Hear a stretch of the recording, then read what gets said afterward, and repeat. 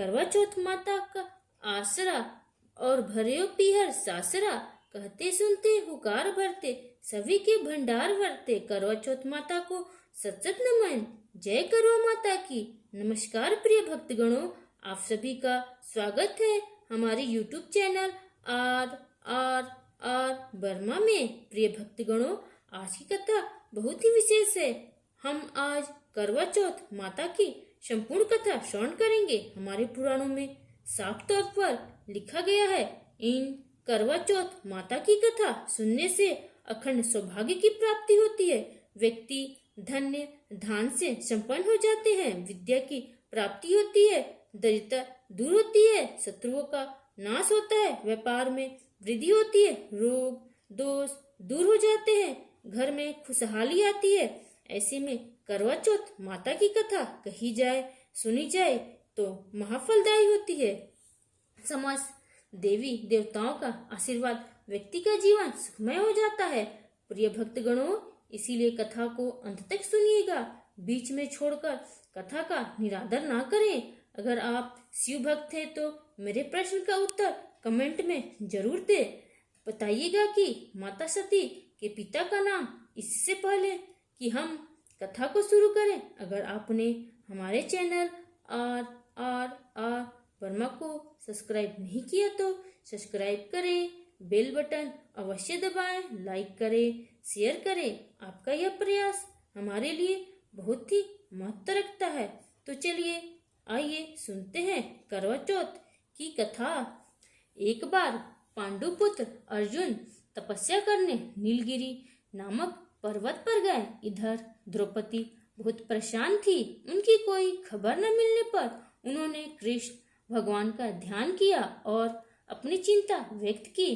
कृष्ण भगवान ने कहा, बहना, इसी तरह का प्रश्न एक बार माता पार्वती ने शंकर जी से किया था। तब शंकर जी ने माता पार्वती को करवा चौथ का व्रत बतलाया। इस व्रत को करने से स्त्रियां अपने सुहाग की रक्षा हर आने वाले संकट से वैसे ही कर सकती है जैसे एक ब्राह्मण ने की थी। प्राचीन काल में एक ब्राह्मण था, उसके 7 लड़के एवं एक गुणवती लड़की थी। एक बार लड़की मायके में थी, तब करवा चौथ का व्रत पड़ा। उसने व्रत को विधि पूर्वक किया, पूरे दिन निर्जला रही, कुछ खाया पिया नहीं। पर उसके साथों भाई परेशान थे कि बहन को प्यास लगी होगी, भूख लगी होगी, पर बहन चंद्रोदय के बाद ही जल ग्रहण करेगी।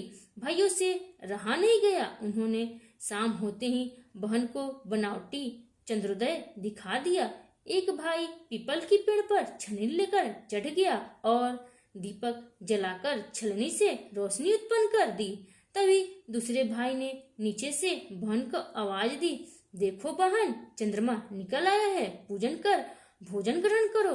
बहन ने भोजन ग्रहण किया। भोजन ग्रहण करते ही उसके पति की मृत्यु हो गई। अब वह दुखी हो विलाप करने लगी। तभी वहां से रानी इंद्राणी निकल रही थी। उनसे उसका दुख न देखा गया। ब्राह्मण कन्या ने उनके पैर पकड़ लिए और अपने दुख का कारण पूछा। तब इंद्राणी ने बताया, तूने बिना चंद्र दर्शन किए करवा चौथ का व्रत तोड़ दिया, इसीलिए यह कष्ट मिला। अब तू वर्ष भर की चौथ का व्रत नियम पूर्वक करना तो तेरा पति जीवित हो जाएगा। अब उसने इंद्राणी के कहे अनुसार चौथ व्रत किया तो पुनः सौभाग्यवती हो गई। इसीलिए प्रत्येक स्त्री को अपने पति की दीर्घायु के लिए यह व्रत करना चाहिए। द्रौपदी ने यह व्रत किया और अर्जुन असकुशल मनोवांछित फल प्राप्त कर वापस लौट आए।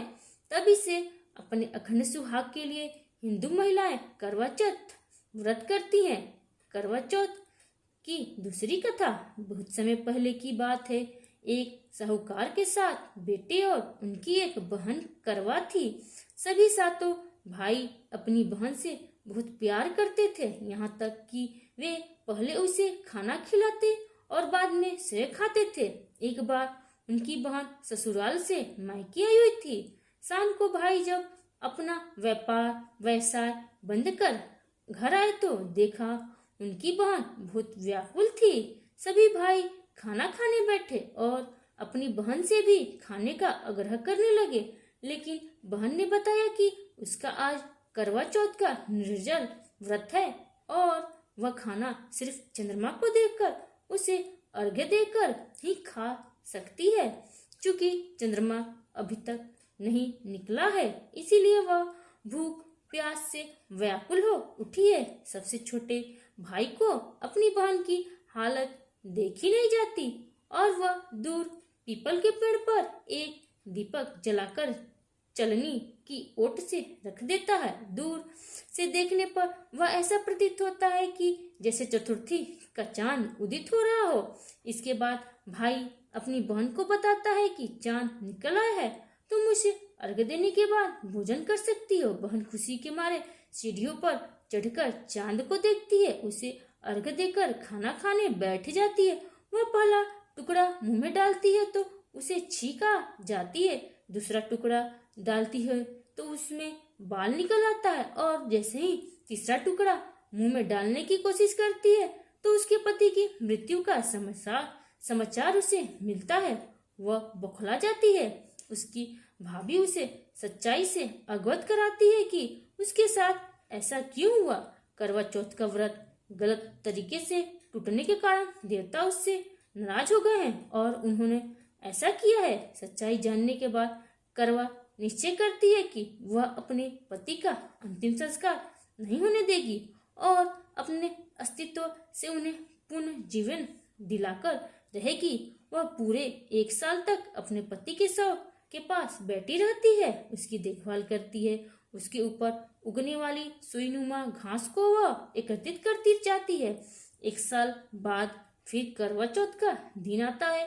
उसकी सभी भाभियां करवा चौथ का व्रत रखती हैं। जब भाभियां उससे आशीर्वाद लेने आती हैं तो वह प्रत्येक भाभी से यमसुई ले लो, पियसुई दे दो, मुझे भी अपनी जैसी सुहागिन बना दो, ऐसा आग्रह करती है। लेकिन हर बार भाभी उसे अगली भाभी से आग्रह करने का कह चली जाती है। इस प्रकार जब 6 नवंबर की भाभी आती है तो करवा उससे भी यही बात दोहराती है।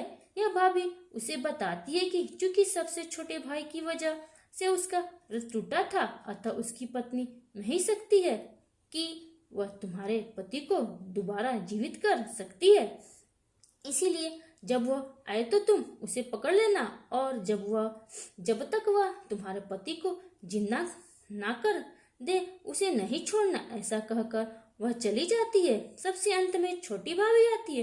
करवा उनसे भी सुहागिन बनने का आग्रह करती है, लेकिन वह टाल मटोली करने लगती है। ऐसे देख करवा उन्हें जोर से पकड़ लेती है और अपने सुहाग की जिंदा करने के लिए कहती है। भाभी उससे छुड़ाने के लिए नोचती है, खसोटती है, लेकिन करवा नहीं छोड़ती है। अंत में उसकी तपस्या को देख भाभी पसीज जाती है और अपनी छोटी अंगुली को चीरकर उसमें से अमृत उसके पति के मुंह में डाल देती है। करवा का पति तुरंत श्री गणेश कहता हुआ उठ बैठता है। इस प्रकार प्रभु कृपा से उसकी छोटी भाभी के माध्यम से करवा को अपना सुहाग वापस मिल जाता है। हे श्री गणेश, माँ गौरी, जिस प्रकार करवा को चीर सुहागन का वरदान आपसे मिला है, वैसा ही सब सुहागिनों को मिले। करवा चौथ की तीसरी कथा। इस कथा का सार यह है कि 7 पृष्ठ पूर्व वेदधर्मा ब्राह्मण की विवाहिता पुत्री वीरवती ने करवा चौथ का व्रत किया था। नियमानुसार उसे चंद्रोदय के बाद भोजन करना था, परंतु उससे भूख नहीं सही गई और वह व्याकुल हो उठी। उसके भाइयों से अपनी बहन की व्याकुलता देखी नहीं गई और उन्होंने पीपल की आड़ में आतिशबाजी का सुंदर प्रकाश फैलाकर चंद्रोदय दिखा दिया और वीरवती को भोजन करा दिया। परिणाम यह हुआ कि उसका पति तंतकाल अदृश्य हो गया। अधीर वीरवती ने 12 महीने तक प्रत्येक चतुर्थी को व्रत रखा और करवा चौथ के दिन उसकी तपस्या से उसका पति पुनः प्राप्त हो गया। करवा चौथ की चौथी कथा।